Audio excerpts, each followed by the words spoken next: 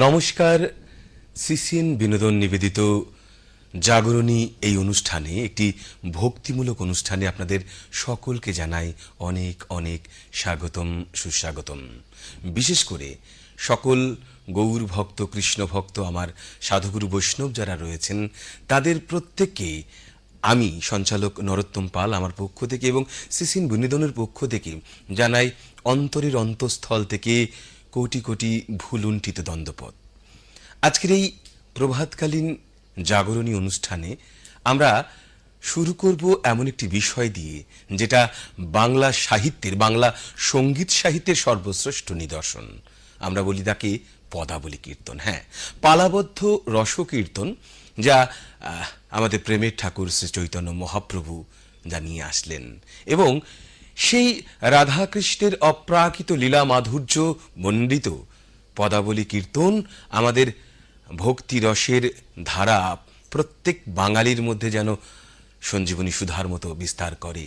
মহাপ্রভু যে স্বপ্ন দেখেছিলেন, পৃথিবীতে যত আছে নগরাদি গ্রাম, সর্বত্র প্রচারিত হইবে এই হরিনাম, সেই মহাপ্রভুর স্বপ্নকে বাস্তবায়িত করতেই ভক্তিরসের সুধা যাতে আমাদের প্রত্যেকের মধ্যে ধাবিত হয়, সেই ভক্তিরসের সুধায় আমরা প্লাবিত হই, মহাপ্রভুর ভাবনার দ্বারা ভাবিত হই। তাই চলুন না, সকালবেলা আজকে আমরা শুরুটা করি একটু অন্যরকমভাবে।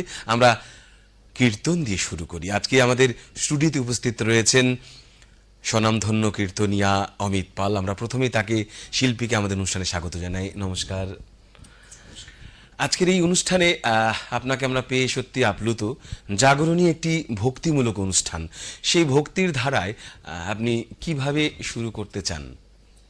যেহেতু আমাদের অনুষ্ঠানটার নাম জাগরণী, একদম, তা চৈতন্য মহাপ্রভুর যে আমরা জাগরণ কীর্তন করে থাকি, একদম সেই জাগরণ কীর্তন দিয়েই আমরা আজকে অনুষ্ঠানটা শুরু করব ভেবেছি। খুবই ভালো হয় তাহলে। ঠিক আছে, তাহলে জাগরণ দিয়ে আমরা আজকের অনুষ্ঠানে শুরু করব। ঠিক।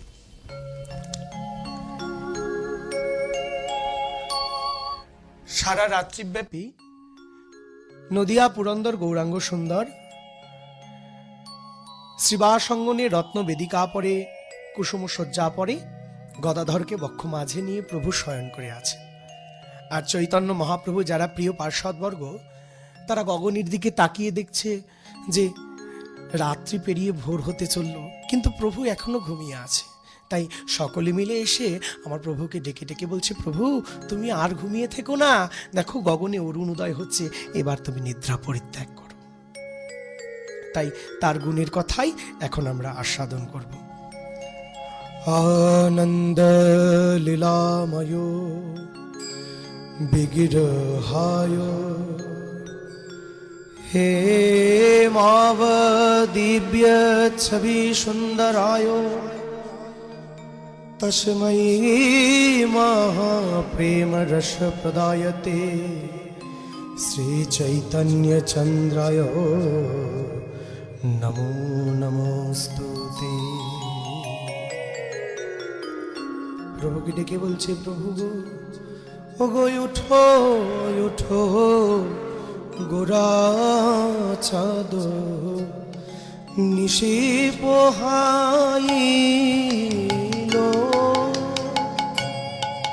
উঠো উঠো গোরা চাঁদ নিশি পোহাইল,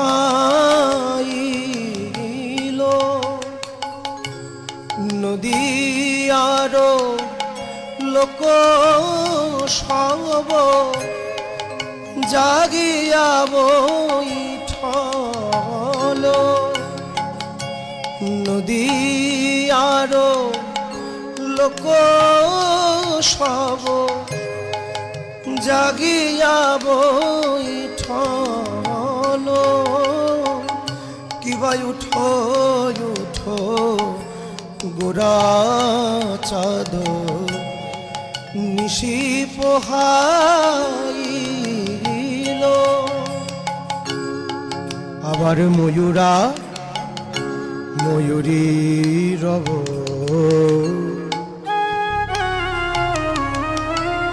আর ময়ূরা ময়ূরী রব কোকিলের ধ্বনি ওগো কত সুখে নিদ্রা যাও, কত সুখে তুমি নিদ্রা যাও হে আমার গৌর গুণমণি প্রভু হে, আর ঘুমায় না হে, আর ঘুমায় না হে।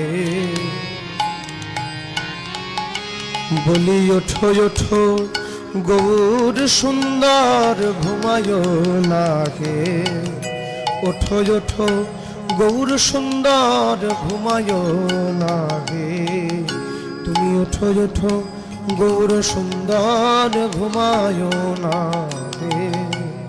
তখন অরুণ উদয় ভেল,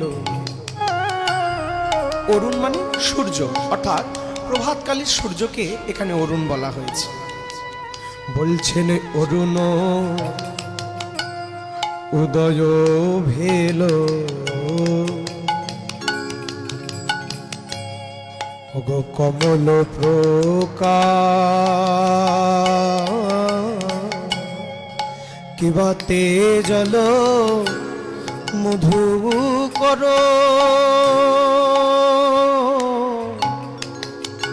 তেজল মধু কর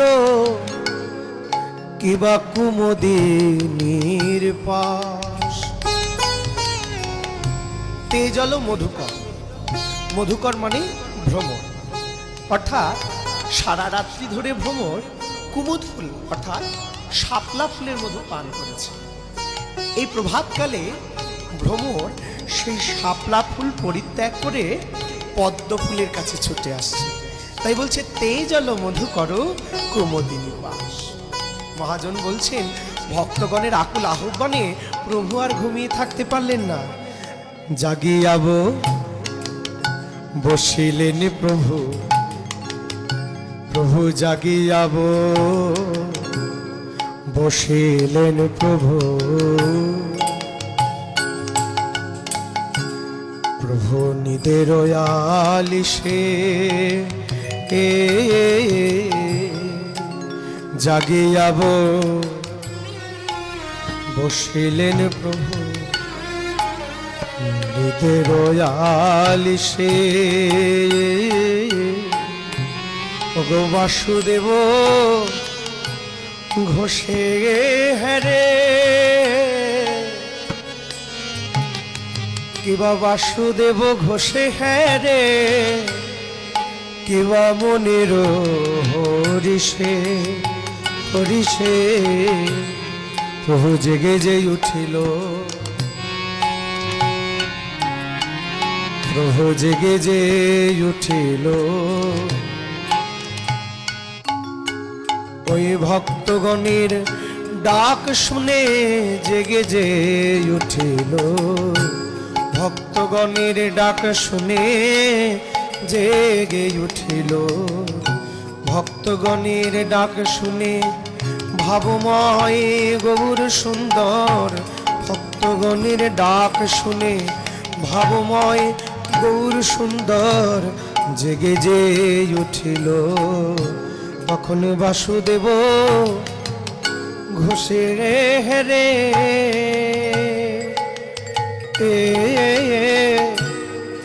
কেবা মনের হরিষে,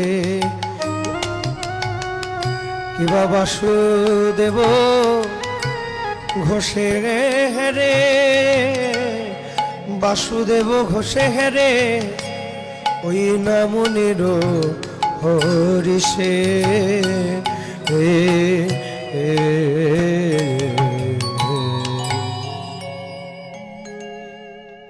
জাগরণী এই যে অনুষ্ঠান, তার যে শুভ সূচনা, এমন একটা সঙ্গীত দিয়ে জাগরণ, কেমন জাগরণ?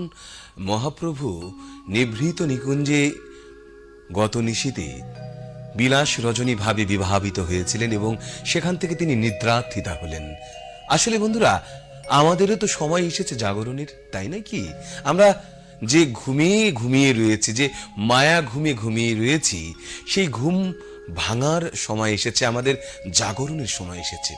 আমাদের অন্তকরণের জাগরণ, আমাদের ভাব জগতে জাগরণ, আমাদের প্রত্যেকের মধ্যে ভক্তি ভাবের জাগরণ হোক, এই শুভ কামনা নিয়ে আজকে আমাদের এই শুভ জাগরণী অনুষ্ঠানে একটা সুন্দর সূচনা হলো আমাদের কীর্তন শিল্পী অমিত পালের সুমধুর কণ্ঠে।